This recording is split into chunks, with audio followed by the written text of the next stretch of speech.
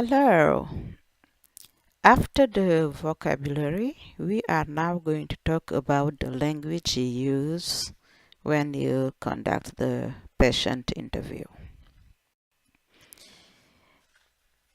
As I said in the previous presentation, you will start with the greeting and building rapport with your patient. As you can see in this short role play video.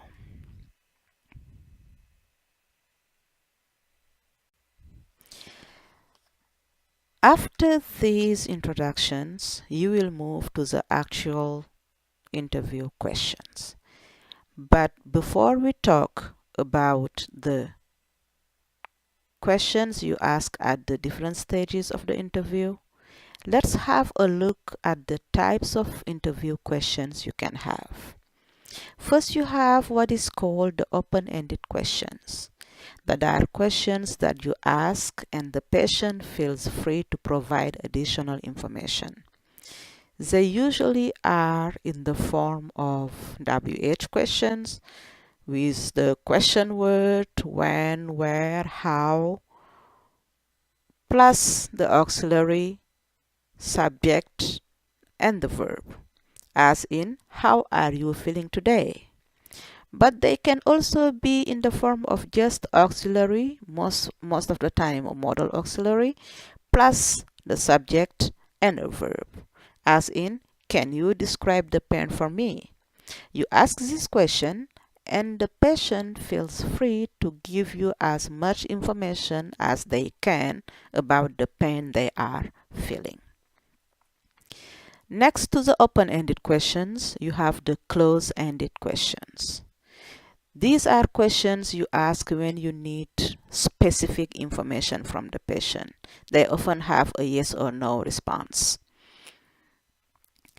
They are in the form of auxiliary plus subject plus verb, as in, does it hurt here? Or did you have this pain yesterday?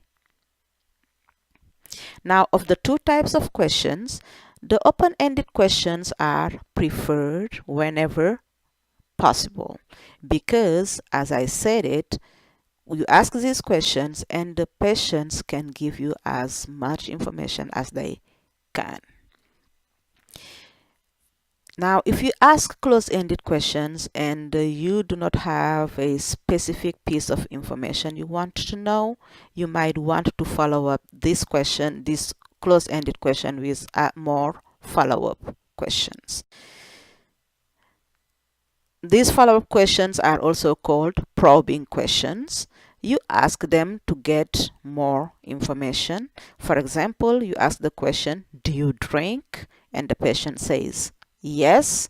You might want to go on with more questions like, how often do you drink? Do you drink alone? Etc. Now, it is important to note that there is no clear-cut rule as to what type of questions to use. It mostly depends on the information you are seeking and also on the information provided by the patient.